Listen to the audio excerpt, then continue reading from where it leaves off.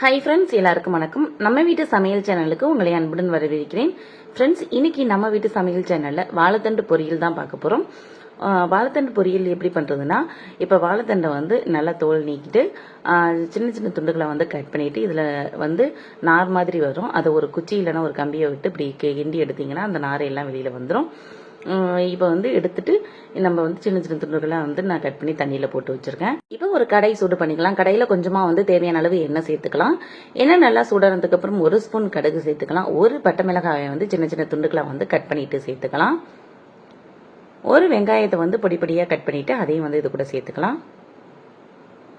இப்போ வெங்காயத்தை வந்து நல்லா வந்து பொன்னிறமாக ஆகிற அளவுக்கு நல்லா வந்து வதக்கி விட்டுக்கலாம். இப்போ வெங்காயம் நல்லா வதங்கினதுக்கப்புறம் இதில் வந்து நம்ம வாழைத்தண்டு அரைஞ்சி வச்சுருக்கோம்ல, அதை வந்து நல்லா பிழிஞ்சிட்டு தண்ணீர் இல்லாமல் வந்து எடுத்து போட்டுக்கலாம். தண்ணீர் இல்லாமல் பிழிஞ்சிட்டு எடுத்து போட்டுக்கோங்க. வாழைத்தண்டுலேயும் வந்து தண்ணீர் நிறையா விடும். அதனால் தண்ணீர் எதுவும் அதிகமாக சேர்த்துறாதீங்க. எல்லா வாழைத்தண்டையும் சேர்த்துட்டு இதுக்கு தேவையான அளவு கொஞ்சமாக உப்பு சேர்த்துக்கலாம். உப்பு சேர்த்துட்டு வந்து நல்லா வந்து கலந்து விட்டுக்கலாம்.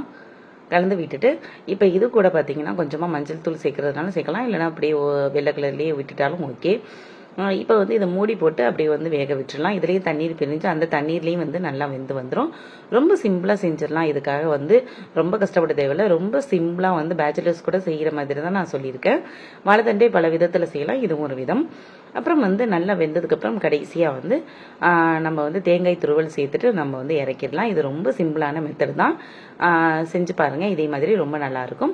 ஓகே ஃப்ரெண்ட்ஸ், இந்த வீடியோ பிடிச்சிருந்தா இந்த வீடியோவை லைக் பண்ணிவிட்டு நம்ம சேனலை மறக்காமல் சப்ஸ்கிரைப் பண்ணிக்கோங்க. ஃப்ரெண்ட்ஸ், நிறைய விதம் இருக்கும் வாழைத்தண்டில். இது வந்து ரொம்ப சிம்பிளாக நம்ம நார்மலாக வீட்டுங்களில் செய்யக்கூடிய மெத்தட் தான் நான் இன்றைக்கி செஞ்சுருக்கேன்.